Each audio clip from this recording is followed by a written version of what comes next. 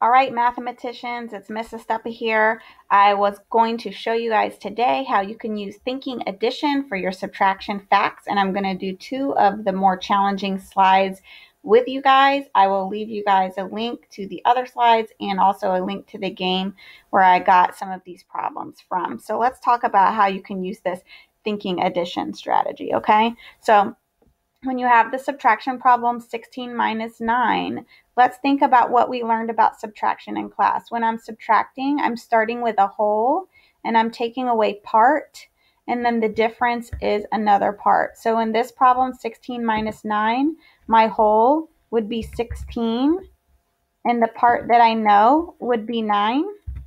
But you don't always have to take away or count back 9. You can use what you know about addition to help you figure out the other part here.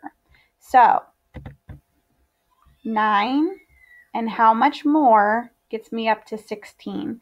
There's different ways that you can think about it. Some of you might just know it in your head. Some of you might want to use counters. Some of you might use your fingers. And the more you practice, the quicker you'll get at this and the less you'll have to count. So the way I think about it is 9 and 1 more gets me up to 10.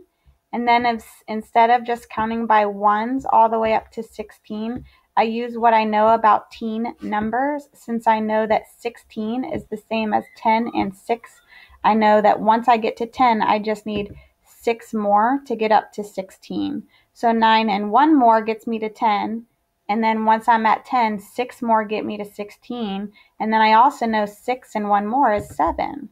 So if I can figure out by thinking addition that 9 and 7 is 16, then I also know that 16 minus 9 would be 7. Oops, I don't know why that moved. Sorry about that, guys. Just move it back down if that happens to you. Let's try another more challenging one, and I'll show you how to get to the game to practice this on your own.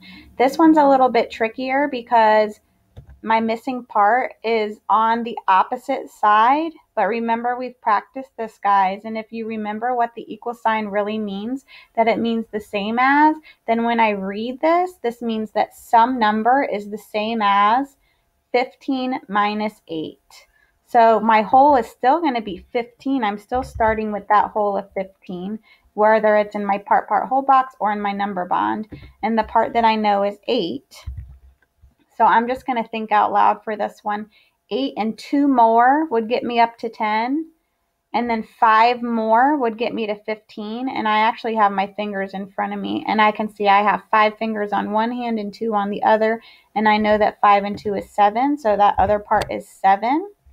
Some of you might think something like, well, 8 and 8 is 16. So I just need 1 less than 8 to make 15, so that would be 7. Some of you might think, well, 7 and 7 is 14, and then just one more is 15. There's a lot of different ways to think about it. But if you know that 8 and 7 is 15, then you also know that 15 minus 8 is 7.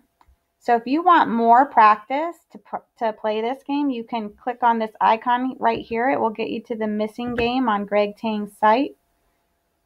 When you get to the missing game, you want to select subtraction and difference. And you can either pick easy or hard. These directions are right on the bottom of the slide that we were just on.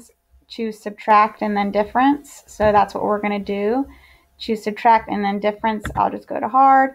And here's just some more practice for you. So I can think 9 and how much more gets me to 17? Well, 9 and 1 more gets me to 10 and 7 more gets me to 17. So 1 and 7 is 8.